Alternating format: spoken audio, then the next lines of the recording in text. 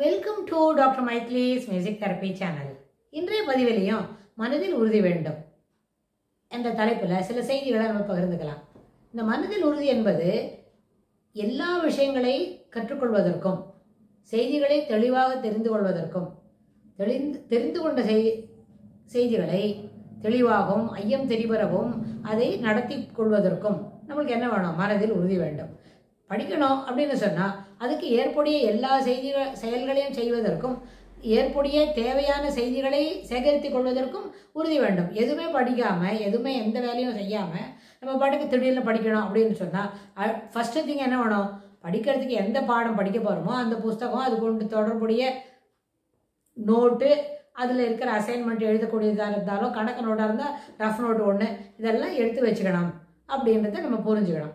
So இதெல்லாம் சின்னது, ரொம்ப ட்ரைவியல் திங்ஸ், இது கூட தெரியாதான்னு நினைப்போம். ஆனால் சில நேரத்தில் ரொம்ப ஒரு மனதில் ஒரு லெத்தார்ஜிக் மைண்ட் செட், எப்போவுமே ஒரு எங்கே வேலையிலையும் ஒரு விருப்பமும் ஒரு வேகமும் ஒரு ஈடுபாடும் காட்டாமல் இருக்கும்பொழுது அப்போ அவங்களுக்கு என்ன செய்யணும்? இதெல்லாம் எடுத்து வச்சுக்கணும்னு முன்னாடியே சொல்லணும்.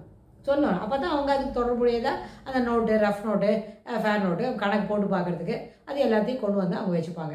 ஸோ இந்த கான்செப்டில் நம்ம பார்க்கும்பொழுது செயல்களை செய்வதற்கு உறுதி வேண்டும்னு சென்ற பதிவில் பார்த்தோம். சில சமயத்தில் காரணம் இல்லாமல் வில் கோ ஃபார் லேம் எக்ஸ்கியூசஸ் அப்படின்னு.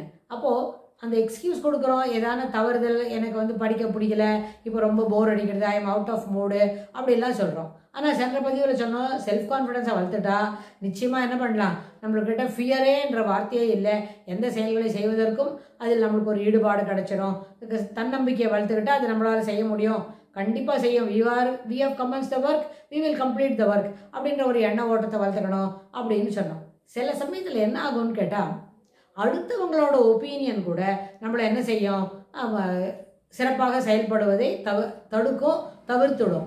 ஏன்னு கேட்டால் மற்றவங்களோட ஒப்பீனியன், அவங்களோட கருத்து கண்ணோட்டம் நம்மளை அது நிறைய அளவில் பாதிக்கிறது அப்படின்றது தான் அது காரணம்.